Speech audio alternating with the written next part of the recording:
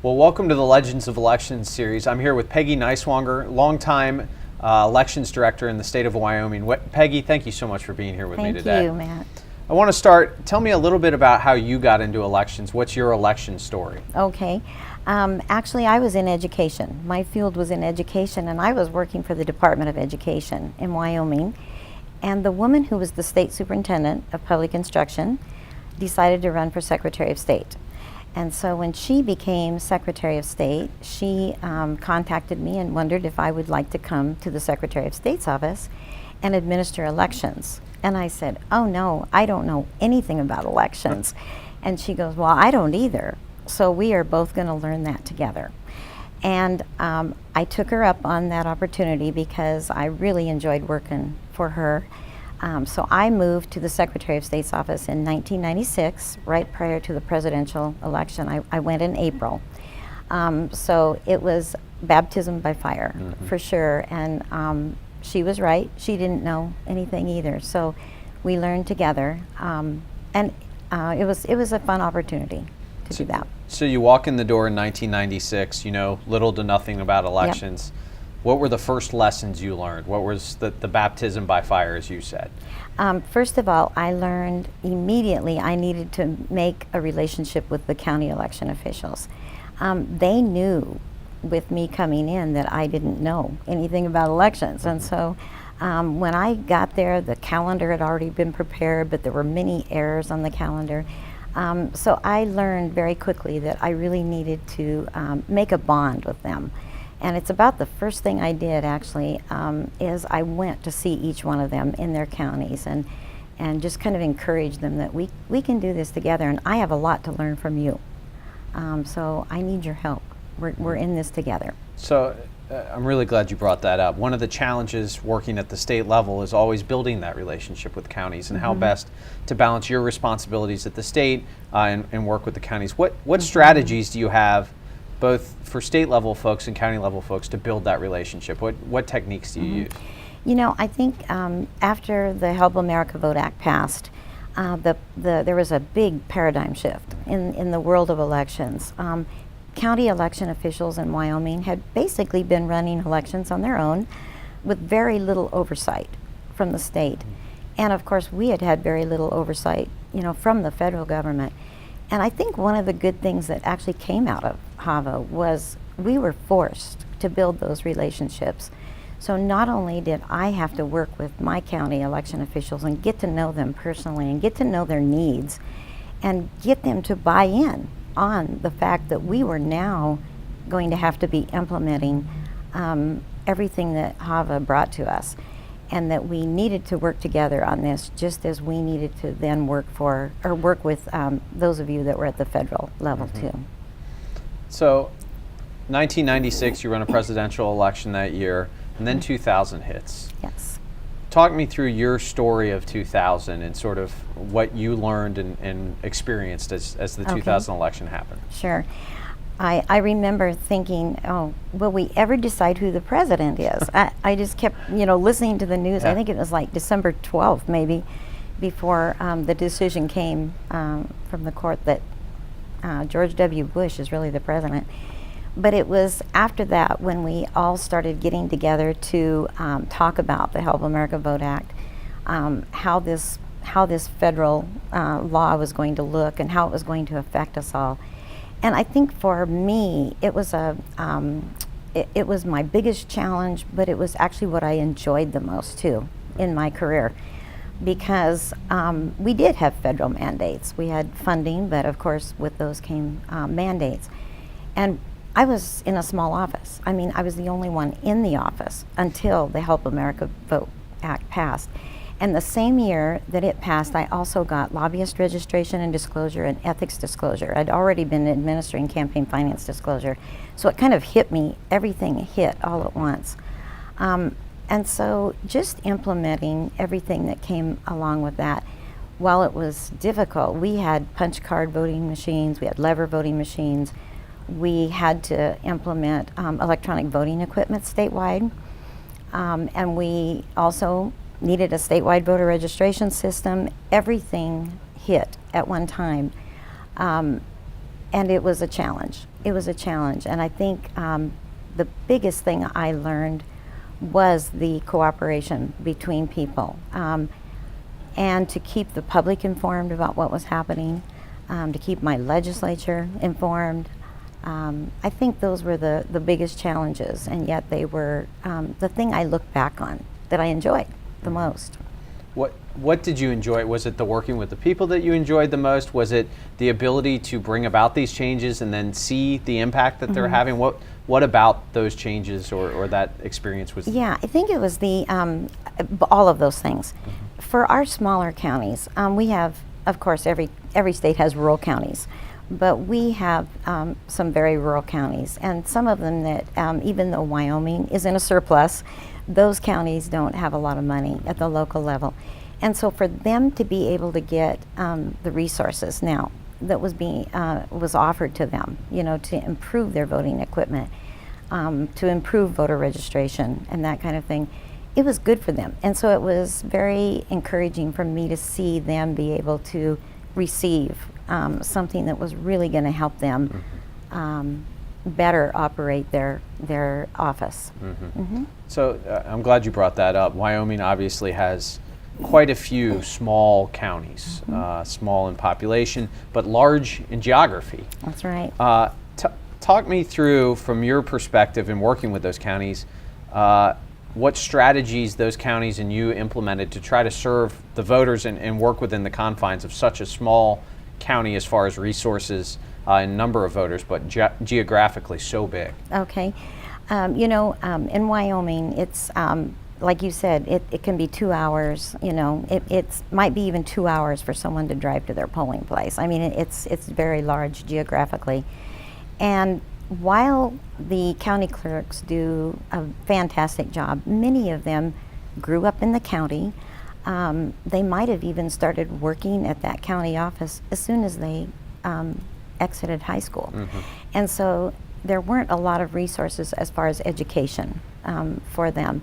So administering elections, especially after HAVA passed, we did a lot trying to help them with poll worker training, just trying to give them resources that they otherwise wouldn't have had.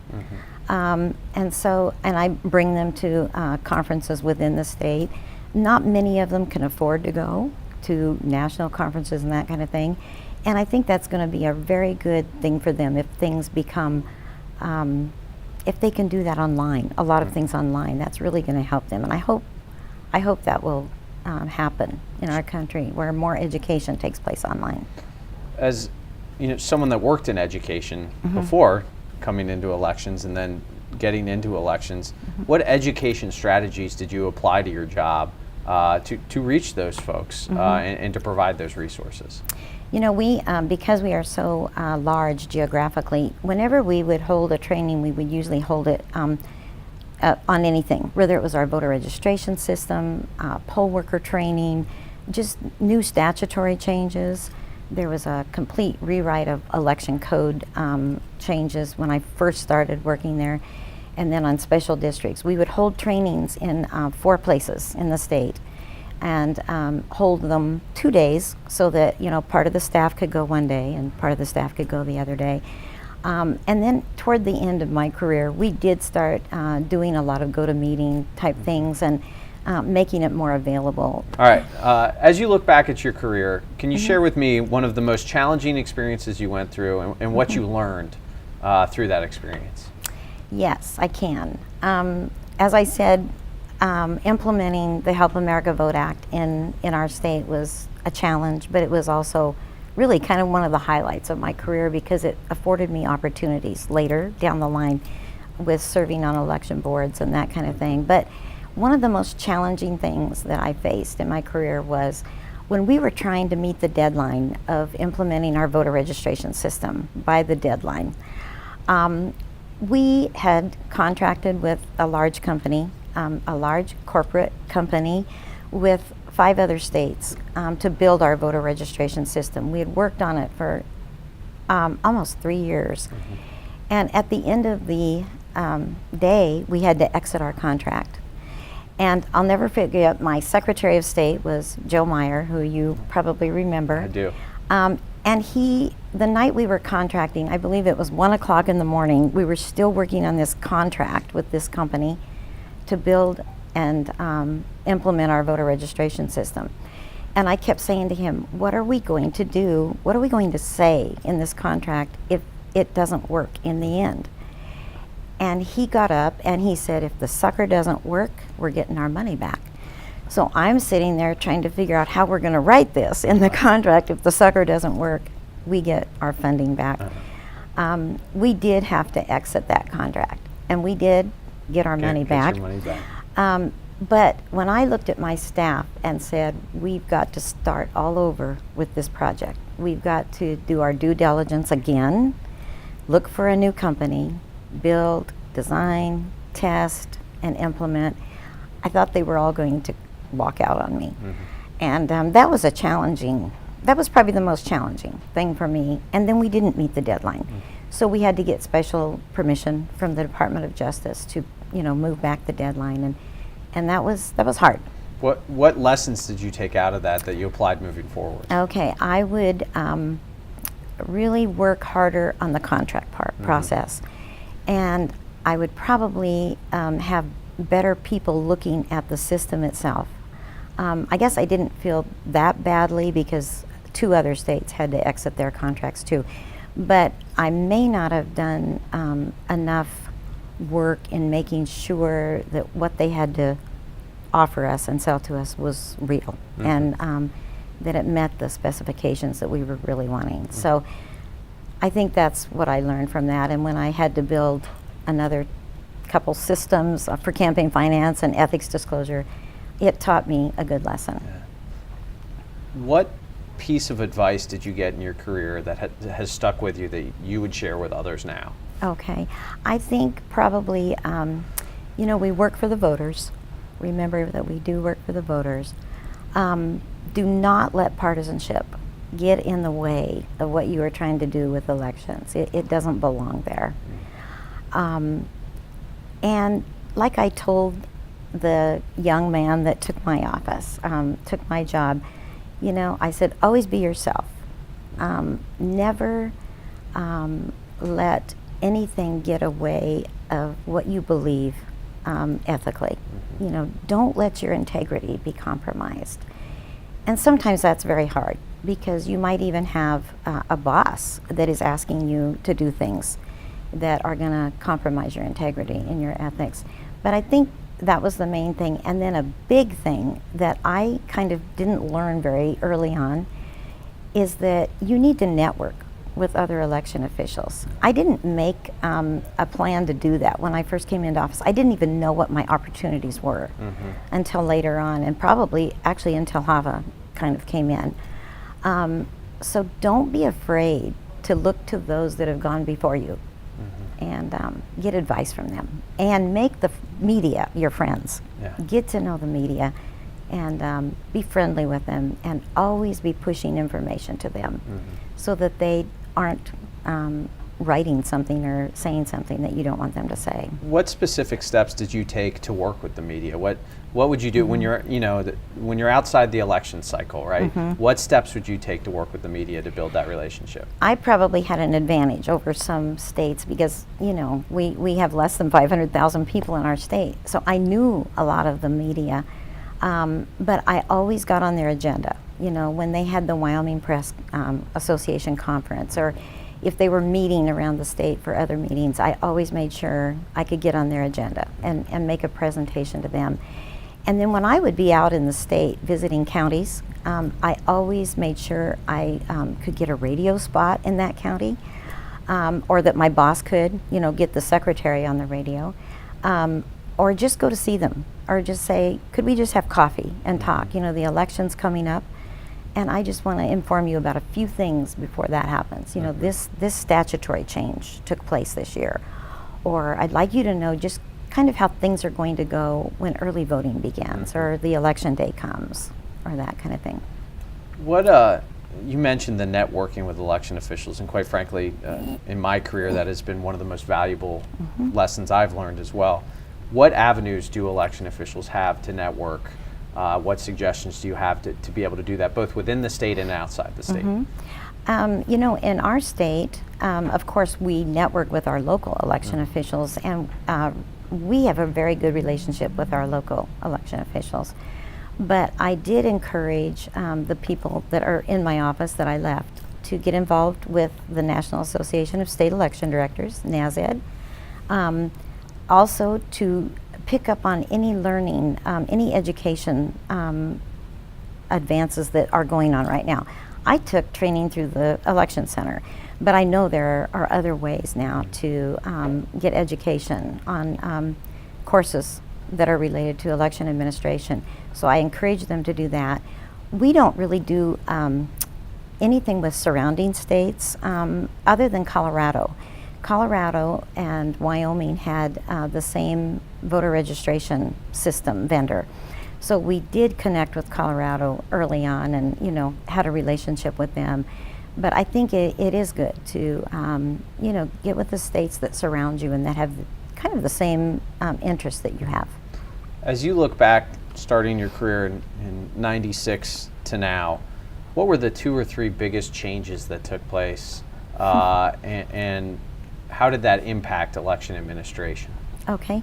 When I started, we have 23 counties in Wyoming, and you know, not even all of our counties had a computer in their office. Everything was done on paper, and we had a system that we were working on for the census, that we were preparing for the 2000 census, where we got computers for all the counties and that kind of thing. But it was like, I couldn't believe when I look back that not all of them even had a computer. So that changed. Of course, HAVA changed everything. I think there is way more public scrutiny now, of course, than when I started in elections. So I think the election official has to deal with that way more than I did. I would say just those are the main 2 things. Technology, you know, social media. We didn't have social media, and while it can be your friend, it can also be your worst enemy if you're not tending to it and, you know, taking care of it every day. One of the themes that I've heard in talking to election officials is this increased scrutiny, but also the increased expectation of transparency. Yes. Can you talk about how that changed, how that dynamic changed as your career advanced, and what strategies you used to meet that growing demand for transparency?